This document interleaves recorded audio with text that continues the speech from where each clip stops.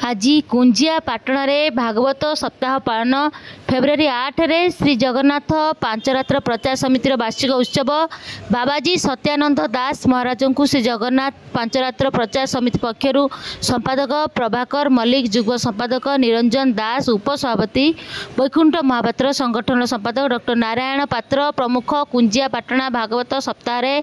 बाबा सत्यानंद दास महाराज को संबोधित करने सह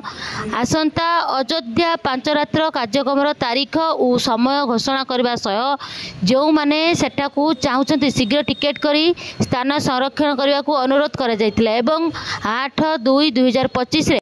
पांच रात्र प्रचार समिति पक्षर वार्षिक प्रतिष्ठा दिवस पालन करने निमंते स्थिर कर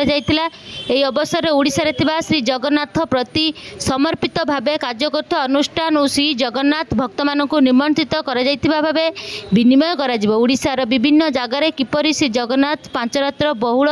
भावे करा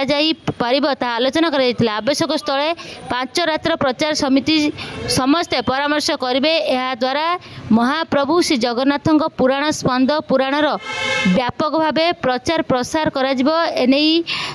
वर्तमान समय श्री जगन्नाथ पांच रात्र प्रचार समिति ओडिशा भारत और विदेश रे विभिन्न स्थान में श्री जगन्नाथ पांच रात्र करी प्रमुख प्रचार और प्रसार अनुष्ठान भावे परिगणित होइछि। रिपोर्ट।